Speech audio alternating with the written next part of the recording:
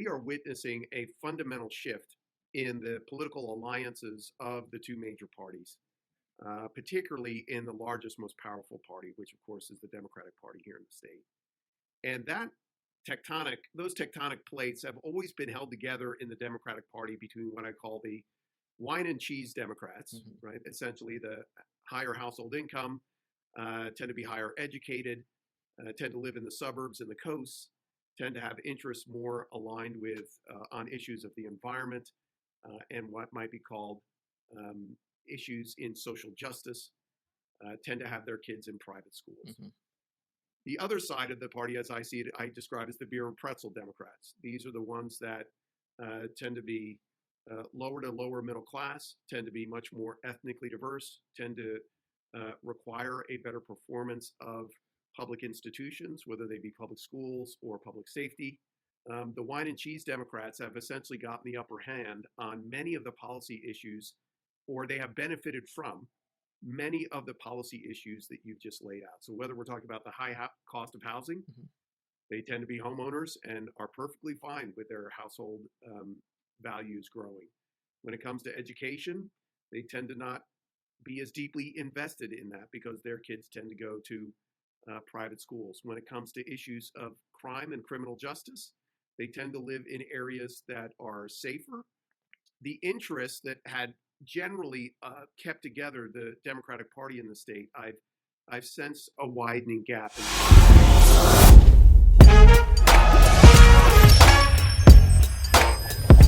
This is the Electile Dysfunction Podcast with Ashton Cohen. Ladies and gentlemen, welcome back to the Electile Dysfunction Podcast. I'm Ashton Cohen. Very pleased to be joined today by Pete Peterson. He is the Dean at Pepperdine School of Public Policy. Thank you so much for being with me. Great to be with you, Ashton. I appreciate it. So I want to have you on the show. I want to discuss what the hell has happened to California. You obviously spend a lot of time evaluating public policy. You're in California. You have a emphasis on that. So California, obviously the biggest state in the union. The current president, when he's lucid, calls California a model of the country. And to be fair, the policies that start off in California usually work their way throughout the rest of the country. So it's always on the sort of cutting edge of societal and political trends. So it could be a great model for the nation, or in some cases a warning sign. I think any sensible person right now would probably say it's more the latter. So let's just run through some facts, because I was looking at some of this up myself in preparation, and I was even surprised by some of this. So 53% of people in California are considering leaving. That includes 63% of millennials. That part I found very surprising. 5 million people have left California in the last decade. The migration actually caused us to lose a congressional seat for the first time ever.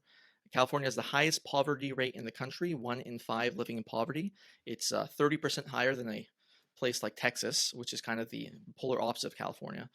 Despite being a sort of this progressive bastion that claims to represent the interests of the poor and the working class, it ranks number 49 on the Gini coefficient in terms of income inequality. It has 12% of the country's population, 49% of the homeless live here. I found that astronomical. And that, by the way, that deviates from the rest of the country as well, because the rest of the country had a decrease in the homeless population over the last 10 years. Education, California students rank 45th in math and science. 70% aren't proficient in math. San Francisco, this one sort of made the news lately, prohibiting gifted students from being able to take Algebra 1, apparently, in middle school, which is, dumbing down expectations further. Then, of course, you look at housing as well, which is a significant issue. Housing is the most expensive in this state relative to any other state in the country. Looking at $700,000 median home price, 1.6 million in San Francisco, over $1 million in LA. San Francisco is more violent now than Compton, which I was shocked to hear. And LA has, I think 70% increase in homicide the last couple of years. And we could go on and on with some negative consequences. What the hell happened to California, and what do you see as sort of the biggest issues affecting this state? Maybe some ones I mentioned, maybe some ones I didn't. Maybe you can sort of delineate one by one, whatever you're comfortable with, and sort of get to what is causing these issues, what's causing our biggest problems, and how do we even begin to think about how to change them? Well, First off, I think it's worth saying, as someone who did not grow up in California, but came out here about 15 or 16 years ago, that when it comes to the analysis of public policy in the state, you have to start with at least one premise. It is very complex here. And I say that through a couple different lenses. One is that we have a variety of different policy-making bodies.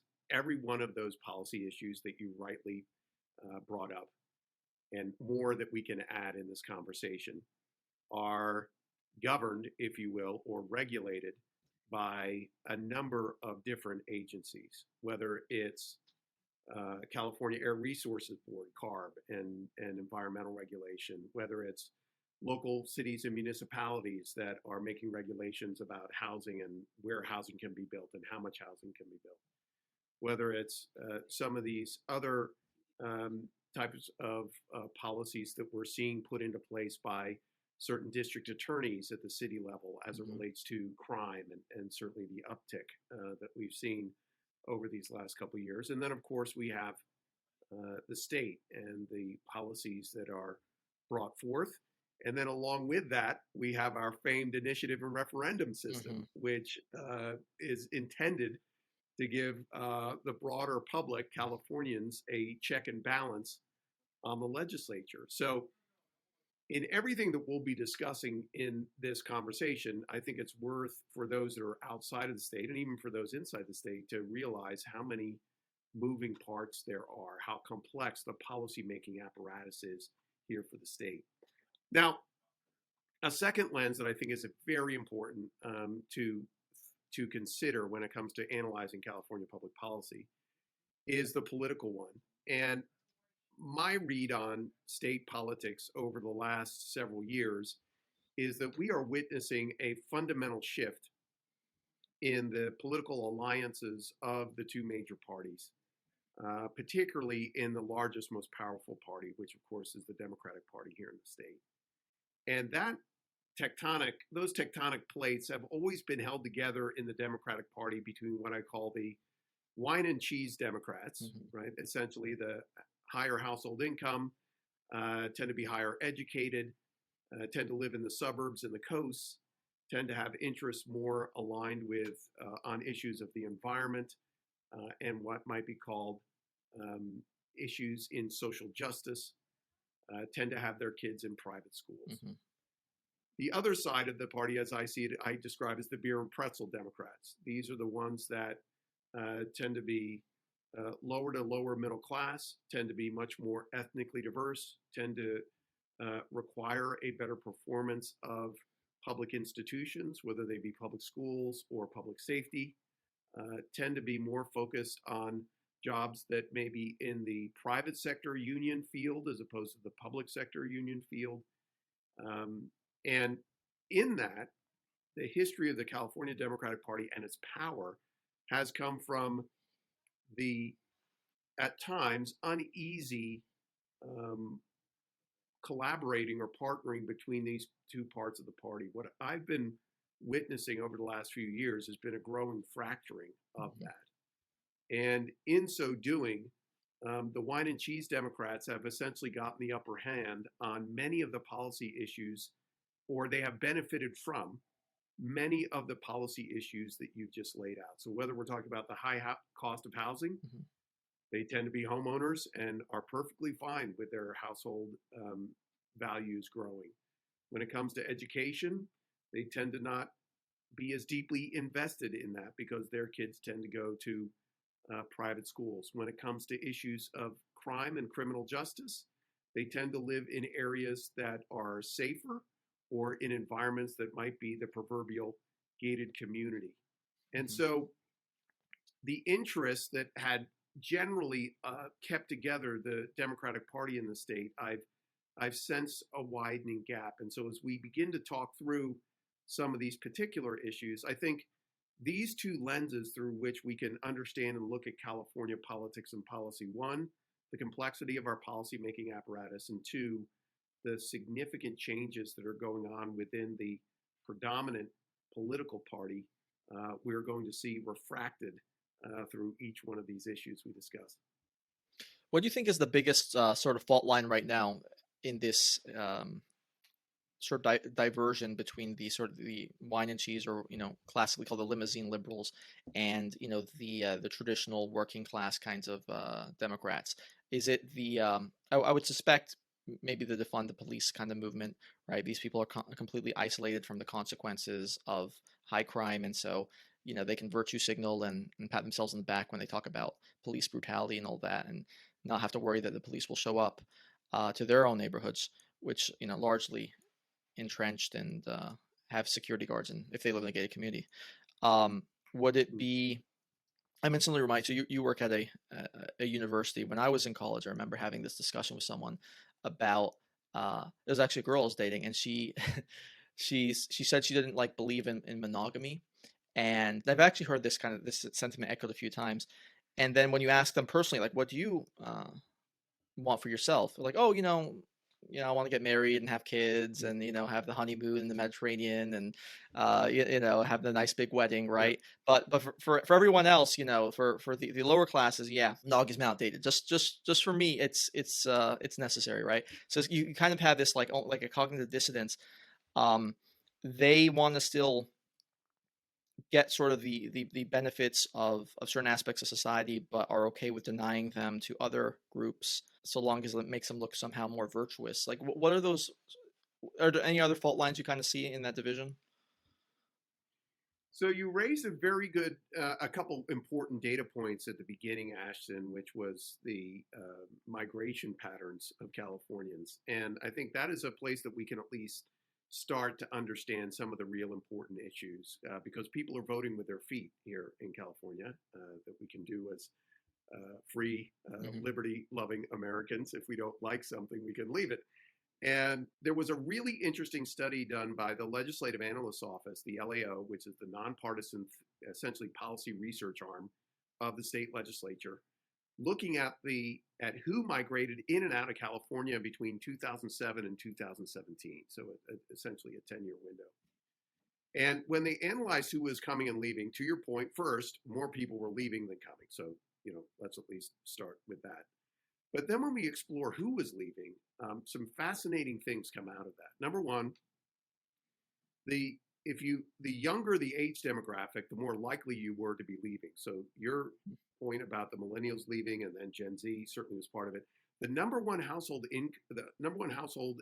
or age demographic leaving the state was actually Californians under the age of 18. Now, that didn't dictate that we had a runaway problem. Hmm. These were kids in families that, because they Right. were multiple kids under the age of 18, it was the families who were leaving the state. Um, when we look at household income, the further down the household income scale that you went, the more likely it was that you were going to leave the state. But here's the thing that I think, has to be alarming, especially for those who value the great diversity of the state of California. When we looked at the demographics of the people leaving, it tended to be people who were those who were ethnically diverse. Our brown and black Californians Hmm. tend to be the ones who were leaving, while older whites were coming into the state. Again, looking at this 10-year window, and I don't think there's any reason to doubt those trend lines have continued. And so essentially, California has always seen itself as a diverse, middle class friendly, family friendly paradise. But when you look at the actual data, every, all of those data points conflict with that vision that I think many Californians have. And so the question is really going to come to California voters. Um, do we deal with the reality of what California has become, which is essentially um, and again, these were the good data points that you pulled out, ones in which there is significant and growing income inequality, one in which we have such high poverty rates, one in which people who are the young, our future as a state, are leaving the state. And certainly families are finding it more and more difficult to live here because of the cost of living.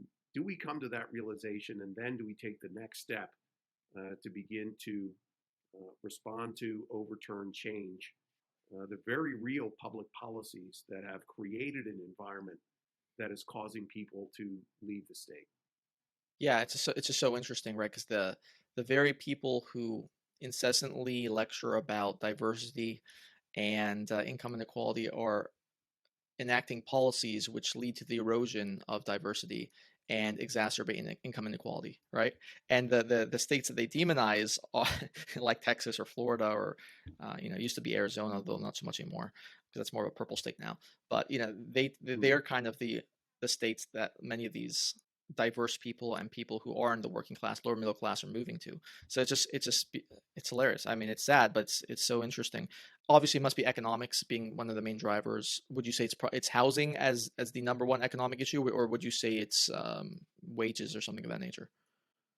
Yeah, I think the two are really intertwined.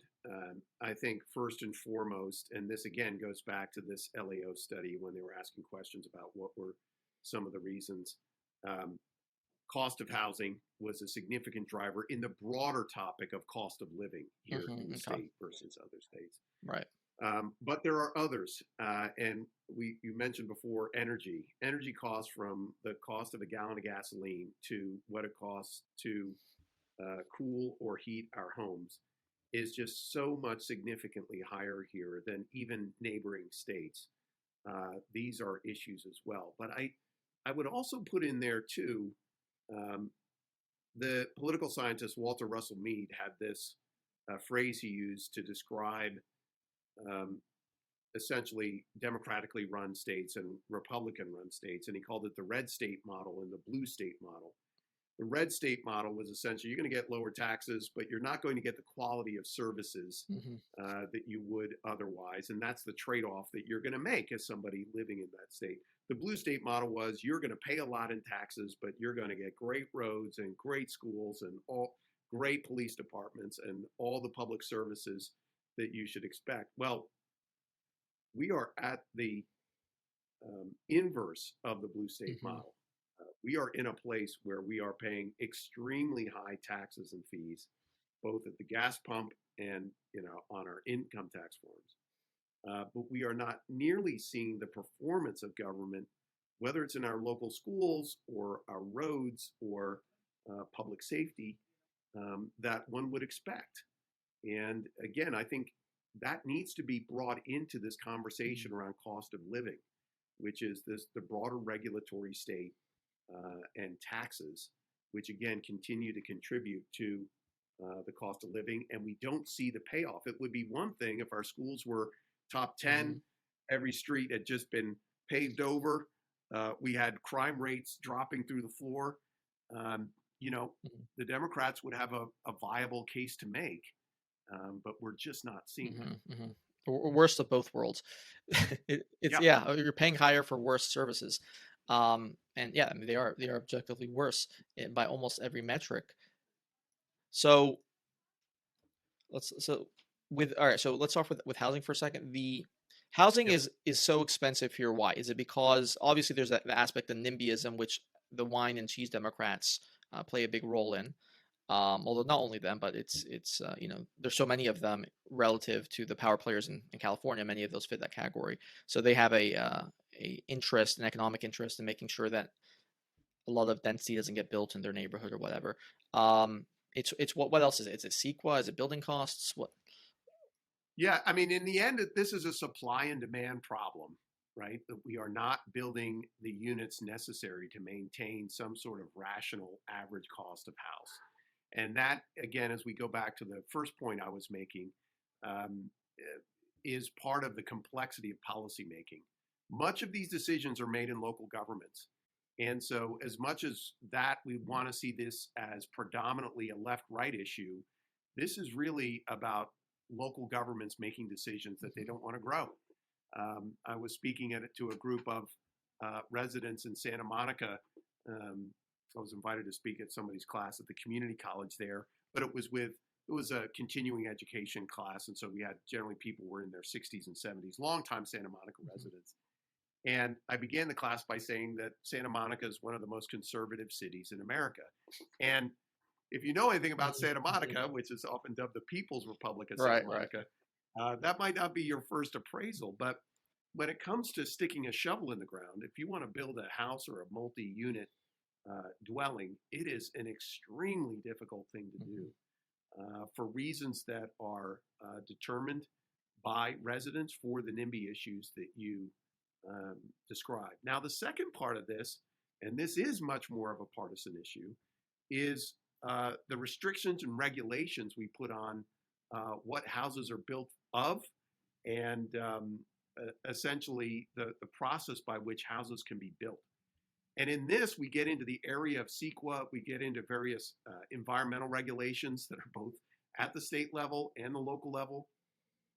But you can only use certain kinds of light bulbs and certain kinds of wood finish and certain kinds of, water reducing bathroom fixtures and so forth if you want to build a house in a lot of places in California where the cost of actually building a house, just the materials themselves, are going to be much more expensive here because of the restrictions and regulations, usually couched in some sort of environmental policy that make building a house here so difficult. So part of it is in the dirt, and we make the dirt really expensive when we limit the dirt we can build on. And then the other part of it is what we can build with, and the types of restrictions that we put on having to use the most expensive building materials. And with this CEQA thing, the Environmental Quality Act, it basically, from my understanding, it basically allows almost anybody to initiate a lawsuit to hamper development, and they'll sometimes do it under the auspices of doing it for the environment, but it could be something like, oh, you're going to build something that might be detrimental to the demand of my business, like LAX having expanding and having parking lots there, and there was like a somewhat close by parking lot, which then launched a CEQA suit because that's going to drive away demand from their products, and so it just makes it really easy to be able to hamper any growth of development. Is that right? That's right. And so again, to your point, one of the things that makes the dirt so expensive is how long it takes to get permitted.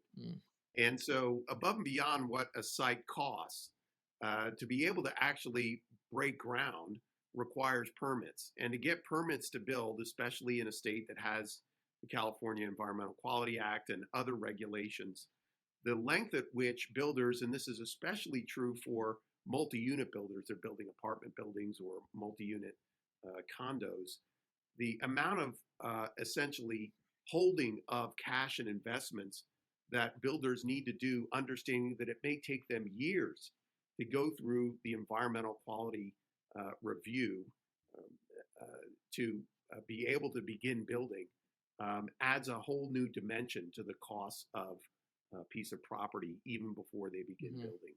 And CEQA has been used, and there have been a number of discussions. I wouldn't be surprised if there's a CEQA reform measure that's proposed on the 2022 set of ballot initiatives. I think more and more people are becoming aware that this has been a tool used by many, not only to prevent building, but ipso facto, because of that, to drive up the cost of the housing that can be built. So I get why the political left would be in favor of some of these environmental regulations. I think CEQA, by the way, was under Reagan's administration, I believe, right? Back when it was. Right. So he was a part of that, and obviously circumstances were different back then. But it's the environmental movement's usually a feature of the left, or at least that version of the environmental movement. Not so much the filthy streets in LA and San Francisco and stuff with all the feces and syringes and stuff. That environment doesn't matter. The local environment doesn't matter. The environment in sort of ambiguous terms matters. But then and I want to get your analysis on this. So I was reading this. There was a famous article kind of making the rounds from the San Francisco Chronicle about this guy, and it's one of many examples, but this one always struck me. This guy, I think his name was like John Yu. He was trying to set up just an ice cream shop in San Francisco. Did you read this one? Yeah, I did. Yeah. So and there are a couple of stories like this. But the ice cream shop in San Francisco has become legend. Yeah. So for the audience doesn't know this guy, the cost of just beginning a business. Andy Puzder is a friend of mine. He's spoken here on campus many times, and some of your viewers may know Andy as the former chief executive officer of Hardee's and Carl's Jr. restaurants. And he would often tell the story towards the end of his tenure when it became time to build restaurants. The cost of building the exact same restaurant in California versus Texas, it just wasn't even close. And of course, implicit in that set of discussions that business leaders make is, what is it going to take to recoup those costs? And if it makes more sense to build a Hardee's in Midland, Texas, than it does in Culver City, well, that's a decision that you're going to make, and extrapolate that across a lot of different kinds of businesses. Again, especially those that are serving those at the lower ends of the income spectrum, and you see many of the problems that that California faces, especially for those it portends to defend. And so, just returning to that example for a second, I just wanted to, because I want to ask you a question about this. So it cost him about $200,000 to try to open up just an ice cream shop in a not so great area of town in San Francisco. And the reason why it cost so much is because all the permitting requirements. He had to go from this agency to that agency. There's even a rule in San Francisco about somebody can challenge your ability to sort of start a business. And in this case, it was like a rival ice cream shop. Obviously, they don't want the competition. So then he had to go through that whole process. Like, where does that sort of mindset come from? Because it doesn't seem to me to be inherently like a left wing thing to require all these permits and make it just so onerous for little people to be able to just start a small business. Like, how is that even developed? Like, is it a new thing? I mean, what's your take on that? Well, I think it's a mixture, right? Well, first off, you need those kinds of restrictions and regulations in order to enforce them, right? So you're right to say, looking back at the history of CEQA coming out of Reagan, we think about many of the things that were going on in California in the 70s. My wife is fourth generation Californian. She grew up out in Claremont. She remembers the days that they had smog days where you didn't actually go outside, how bad it was here from an environmental standpoint. And because of a number of different measures and technology in the development of the catalytic converter, California responded and has made a place that is very livable in all seasons. And that particulate matter certainly isn't the challenge that we've seen. Something happened as we started to go from responding to this one issue in smog to something else, which even friends of mine who are more on the left and even those who are interested in the environmental movement are saying is something that is much more radical, which in their eyes seems in some ways to be not just anti-growth, but in some ways almost anti-population growth, which is to say that in some parts of the environmental movement, it is morphed into a desire to actually reduce population here in California. So we should be aware that in some sectors, the fact that we lost a congressional seat, the fact that we saw a dip in the growth of population for the first time in California history was met by some as actually great news. And so I think that's another part of this fracturing that I'm talking about, that even in particular policy areas like the environmental movement. In fact, I just had a friend of mine, land use attorney and civil rights attorney named Jennifer Hernandez, come and speak here at the policy school just last week. And she calls it the green Jim Crow, which is essentially the growth of environmental regulations to such an extent that the costs are being borne by our ethnically diverse populations, generally those in the lower ends of the income spectrum, essentially forcing them to leave or to move further and further out of the major metropolitan areas. I think it's a really good point. So as a background, this is sort of what they call the Malthusian. Yeah, Malthusian, yeah, from Malta. So that was very much the sort of precursor and very influential on that environmentalist movement, which really took ground in like the 70s and 80s and then became sort of once depopulation wasn't That used to be kind of like the climate change of its era. Not to say climate change doesn't exist or anything, but that was kind of like the main environmental catastrophe that people would often speak about. And it was a sort of anti-human mindset. It was pro depopulation. It was very concerned about the world overpopulating, all that. Turns out that's not going to be an issue because the world population is projected to go like 9 billion and then sort of work its way down. So it was kind of an anti-human environmentalism. That was sort of the Yeah, motivating factor. And then those people yeah. later started to become more interested in concepts of climate change. That makes sense. So I think there's something to that. That's still a strain of sort of their thinking. Very much. And they may not know who Malthus Hmm. is, but again, this approach that says that actually we have too many people living here in the state already. Um, it's not to say that that's not a perspective shared by many, or at least some, but that definitely is and I Hmm. think you're right to use the word strain. That remains a strain within the California environmental movement. Hmm. Yeah, absolutely. Let's say you're a conservative running for office, trying to sort of win over the people who are most detrimentally affected by some of these issues that we discussed. Like, what would be, Yeah. and I use that because we have a two-party system. It's like, what would be the things that you think are the highest priority that can be changed, that can lead to fairly immediate results for the better? How would you sort of rank that? So I was on a I was on a webinar conversation a week or so ago.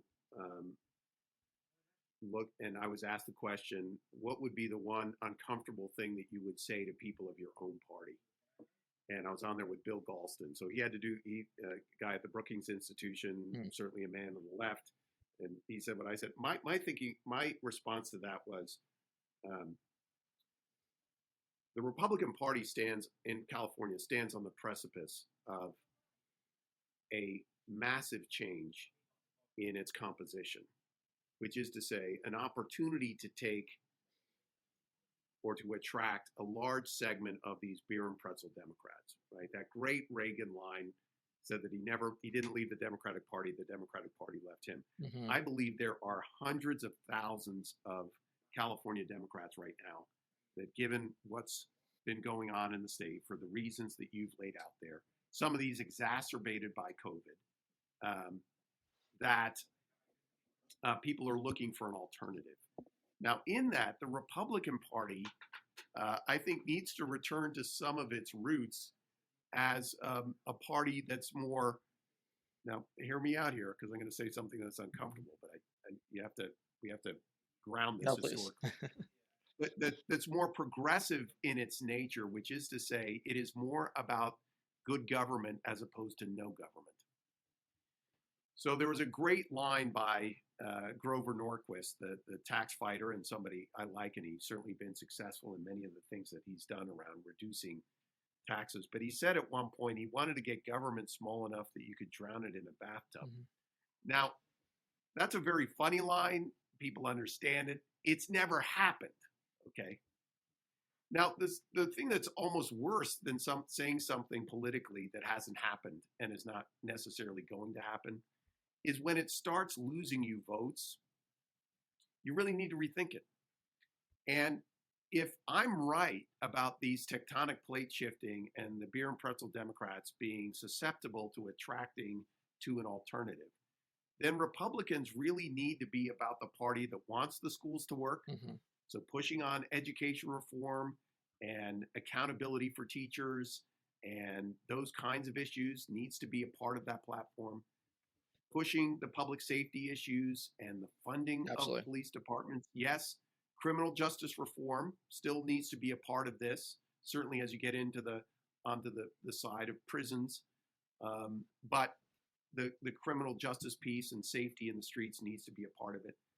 And then pushing for market-based reforms when it comes to some of these issues related to the cost of living. And in that, and this would be the hardest of all the policy areas that I could propose, um, we've got to reduce the taxes on gasoline. We need to do one thing that lets the common Californian know Hmm. that we are serious about reducing costs on them.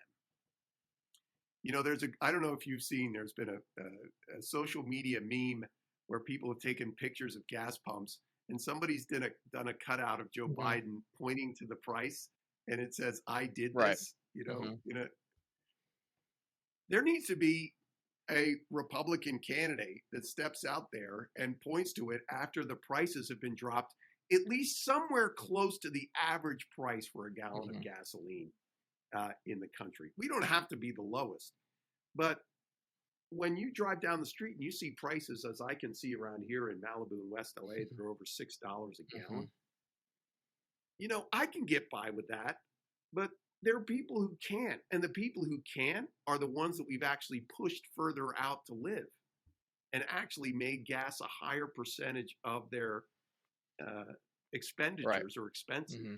than we did before. So the taking on of the environmental issues, which I will accede to the fact that most Californians support, if you were to ask them, do you support keeping the environment clean? You will probably see a higher percentage of Californians supporting that proposition than in almost any other state. But you've got to go to that next level to say, well, what if we could do it and still maintain environmental quality, but we without having to tax gasoline at the rate at which Hmm. we do, Hmm. or some of these other measures. Reforming CEQA is another one. Um, I think I think those are the kind of beginnings of a set of a platform that Republicans could build to attract disaffected Democrats who I know are out there. Hmm. Yeah, I would say probably having that balance between sort of wanting to argue for a lean, effective government that Yep, meets your needs. When you call a cop, he's going to show up. When yep, you want your street cleaned up and not turn into a homeless encampment, there can be things done about that. You know, your school is the infrastructure around it is nice. It doesn't look like some third world country, which some of these schools do, by the way. Even in yep. LA, like it's an abomination, especially all the billions and billions are pumped into these schools. Yeah, I think that would sort of win over a lot of people is being able to And show I'd that. say on the other side of that, and you raised this before, Ashton, has been the growing ideological nature of the left. Hmm. You just touched on very briefly before this thing about social justice in math education. Um, I was just on another interview. A news station interviewed me about that. You know, um, if there's a silver lining to COVID, it's that a lot more parents got a sense of what's being taught in their kids' classes. That's right. Yeah. And beyond anger at the lockdown, which I think is pervasive across all parents, but especially those who are in two household income earner families, um, learning what's in there has, I think, really, dare I say, woken up Hmm. Hmm. some of these parents as to what's going on. I was just watching the movie the other day. I wanted my 9-year-old daughter, to see it, but Stand and Deliver, which is this, you might remember that movie, late 90s, with a story of Jaime Escalante in a South Los Angeles school where he essentially took kids a class and transformed them to become AP math superstars. And I wonder if Hmm. you could even make that movie Hmm. today, one that celebrates academic excellence and not bending or changing the curriculum, but dealing within a system and requiring excellence and hard work Hmm. toward that end. Um, but I know parents support that kind of Right. focus as opposed to changing curriculum um, and changing what's being taught. Yeah, and it's not only that maybe that wouldn't necessarily be that'd be sort of chastised, like, making a movie like that, but it's like also the techniques that you would need to utilize for a teacher to sort of get those kinds of results, right? Like there was a film, was I think 15, 20 years ago, Waiting for Superman, about that guy, Jeffrey Yeah, Kanda, right? And great movie. harsh, Yeah, harsh disciplinarian, yeah, but that's what you need, right? Especially when you're yeah, dealing with kids who don't have fathers, you need to have people there to be the father figures, to be watch over them, because all kids need that sort of structure, right? You need to build that structure, yeah, and that's another thing that the sort of, particularly like the left the California left is kind of against, right? Like, work ethic and punctuality and grammar is white supremacy, right? So there is that big ideological divide as well. It's not just the policies. You're right. So like, it's like the I don't know if you saw that poll, but they asked Latinos, what do you think of the term Latinx, right? So 2%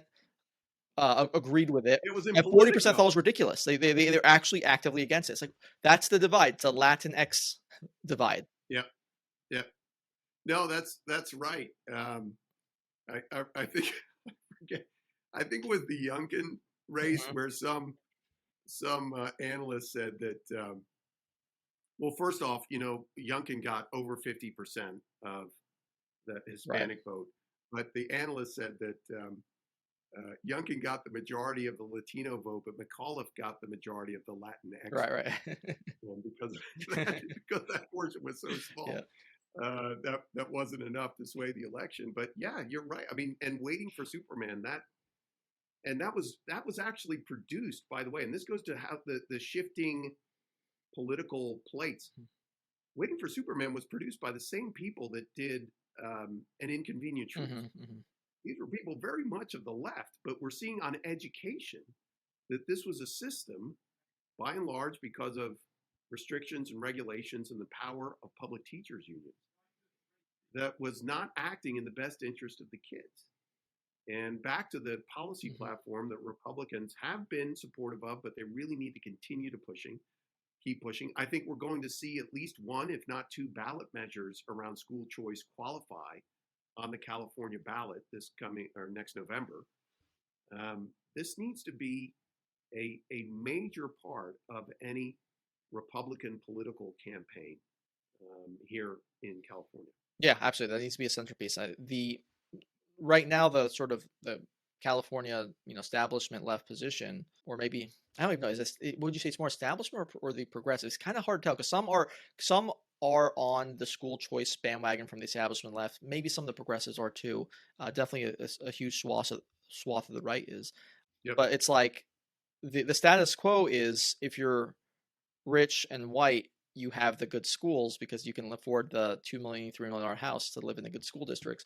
But if you're Right. poor and black or Hispanic, then well, you're going to have to deal with the worst teachers who cannot be fired. Basically, even if it's like in some circumstances credibly accused of sexual assault, they don't get rid of these people, and you have to go to these like decrepit schools, and there's no escape like that. How is that the pro worker, pro little man, pro poverty stricken child position, right?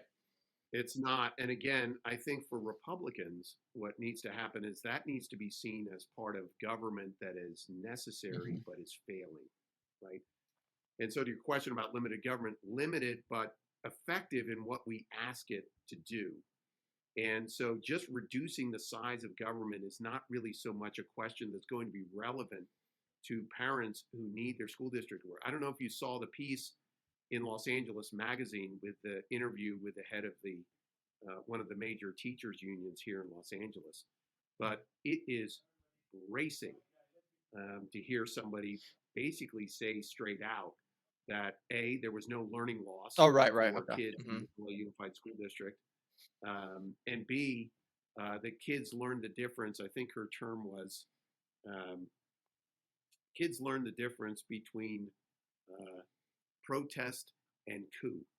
Now, that was obviously a Right, right, reference, right, a yeah, sloppy reference to January 6th, yeah. but this was somebody who really um, was speaking as a real political She actor, also said you can't get rid as of me. someone who was, Remember that? that's right. Yeah.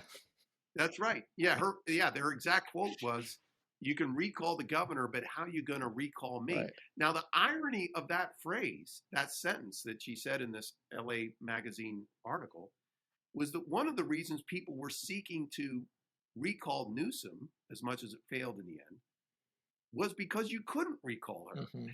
And somebody needed to pay a price for what was going on in the schools. And we forget 2018, the election year that brought Newsom to the governorship. There was a battle there in the primary between Newsom and Villaraigosa, former mayor of Los Angeles. And that was very much the battle between who was going to seek out the endorsement of the public sector teachers Hmm. unions. And Newsom went very hard and strong towards the teachers' unions.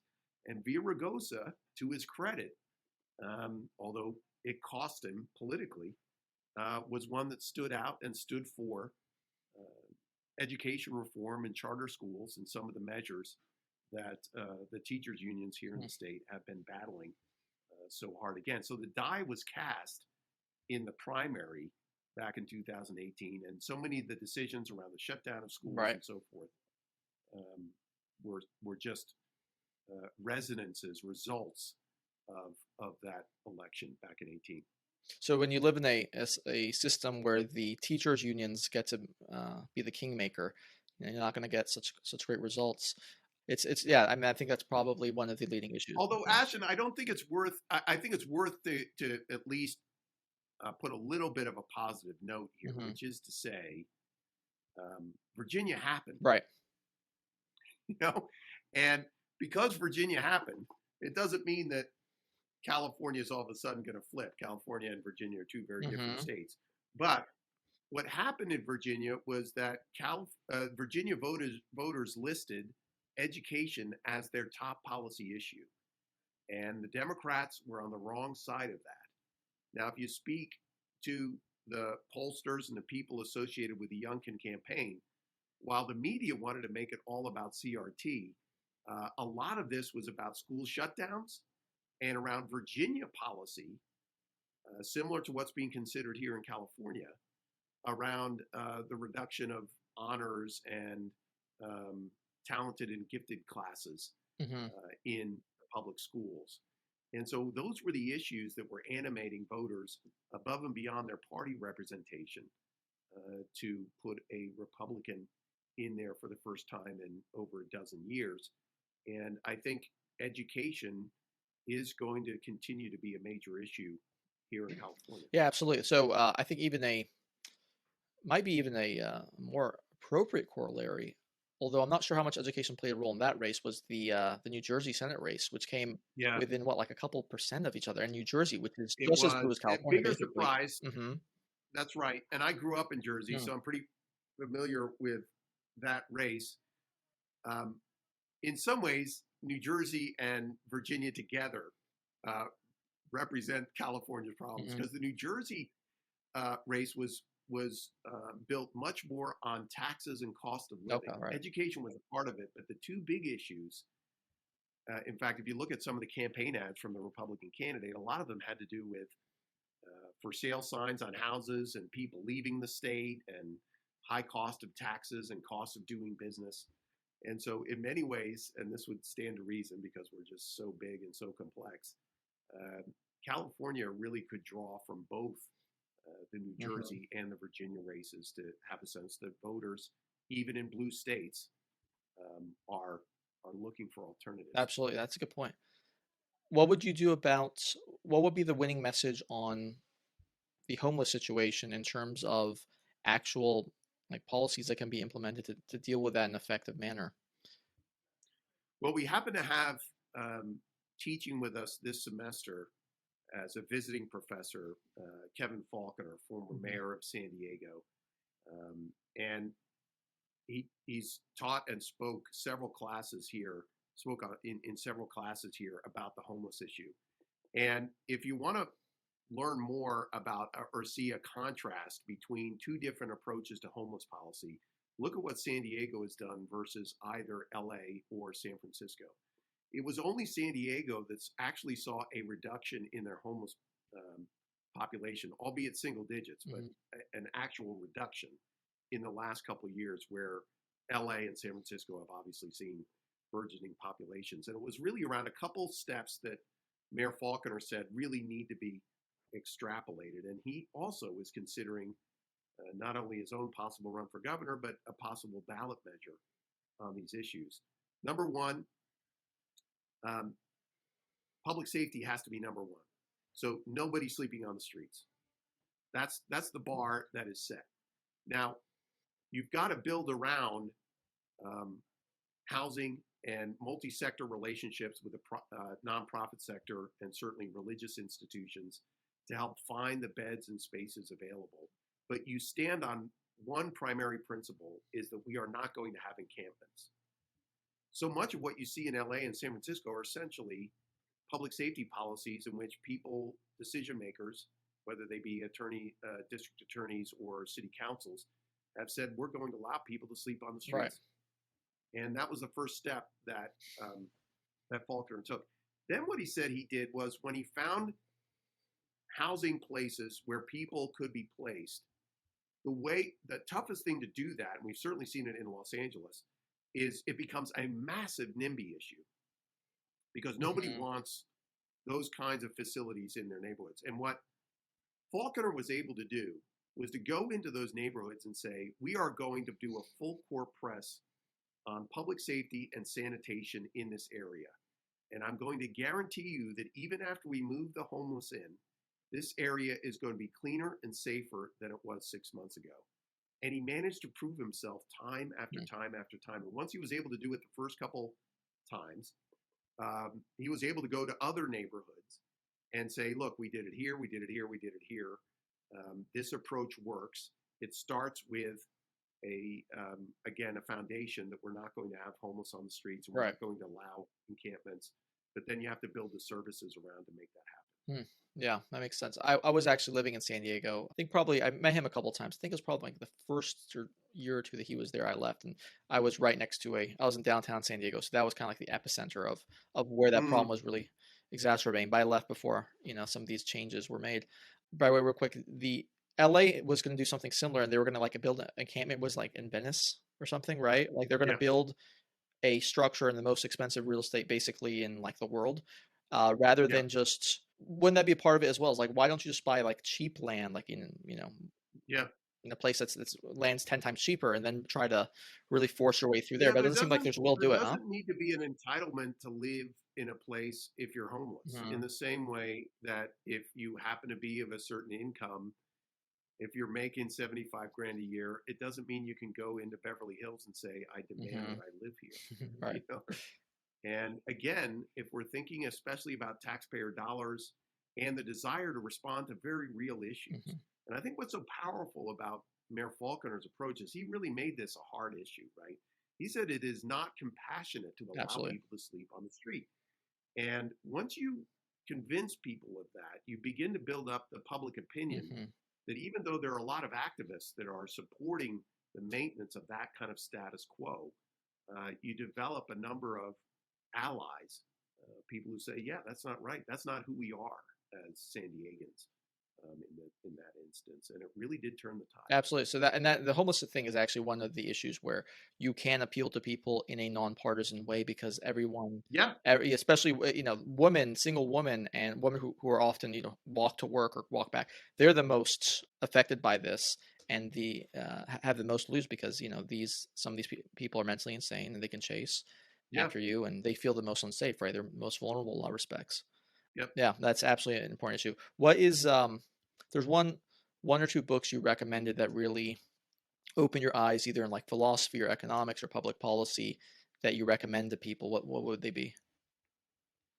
Great question. Well, one of our core texts here at the Graduate Policy School is Democracy in America by Alexis de Tocqueville. It's only 200 years old, but I think in many ways speaks to what makes America and Americans, and that can mean people who got here 15 minutes ago or people who got here 300 years ago, unique. And it was very helpful. I read it as an adult in helping me to understand that. Another book I think is important, has been helpful to me, is frankly a very boring book, but it in many ways I think gets into some of these issues around public policy that we've been discussing. And it's a book by Bent Fleeberg, Flyjvberg, a Danish public policy analyst, called Mega Projects and Risk. And what Fleeberg goes through there in analyzing a number of massive infrastructure projects, from the Big Dig in Boston to the Channel in Europe, is to say that in almost every instance, these massive infrastructure projects overpromised on how many people were going to use them, and dramatically underpromised on their cost. And he goes case by case to look at that for those of us who tend to be more limited government folks, and when somebody promises like high-speed rail, from Merced to Bakersfield, be the great panacea, we have examples out there of these massive failures. And so when we see this huge infrastructure bill that's coming out of Washington, D.C., we need to be at least a little bit, cautious about what's being promised. And again, it's not the most exciting book in the world, but really does make that case. And the infrastructure bill's 1/3 of the price of the new, or probably 1/5 really when you factor in the costs of the new bill that they're trying to pass with the Build Back Better. Yeah. It's something. What's one thing that the thing that gives you most hope and the thing gives you most pause about either the future of California or the United States? Well, the thing that gives me most hope in California is what we've talked about, this changing of party composition. I think that the growing ideological nature of the left here in California and the opportunities it provides for an alternative that will seek out that response. What makes me cautious about California is how long that change is going to take. And as we've seen in a number of pieces of legislation here in the state, the continuing massive growth of the state budget, some of the ideological things that are happening in our schools, those are things that really concern me. When I think about the country, the thing that gives me most pause is China. So I think that not knowing exactly where we stand, not fully understanding the threat or the nature of the threat by a large percentage of Americans is concerning to me. And so I think that's something that we're going to have to work through over the next few years. And what makes me optimistic about America is that I still think, based on freedom and our founding principles, that we are organized in the right way with the right principles above and beyond what the China example brings. Absolutely. We have, we were talking about this earlier today with what's going on in sort of Australia. Yeah. Which is, with these quarantine camps and, if you have close contact with somebody and you can be thrown in there, despite the fact you test negative for days and days and days and you can't even leave. It's a horror story. And we were talking about how, the United States, there are definitely elements that could lead to disaster consequences like that. But there are also so many checks. There are structures in place from the Constitution, not to mention the Second Amendment, that, it's always going to sort of be a pushback to these sorts of, at least some of the most horrible externalities. Pete Peterson, thank you so much for being with me. Where could people find you? Learn more about your work. Yeah, I'm here at the Policy School. Website is publicpolicy.pepperdine.edu. And anyone's considering grad school, we certainly welcome you giving that thought. We certainly take a unique approach to the graduate policy degree here, but that's where you'll find us. Pete Peterson, appreciate having you on. Great to be with you, Ashton. Enjoyed our show? Please click subscribe to stay up to date with our YouTube channel and podcast, and give us a 5-star rating on Apple Podcasts so that we can keep delivering guys some great content. Thanks for listening, and we will be back next week. We're going to talk about the issues that really matter. Our country, our economy, the Fed, QE, GDP, BTC, NFTs, AOC, the CCP, Cardi B, Yeezy, Yellow Socks, Iran, Joe Biden's dementia, come on, man, and probably sex robots. We stand for a free and open debate and exchange of ideas. And if you disagree with anything we talk about, you are a racist and no better than Hitler. What? Let's get started.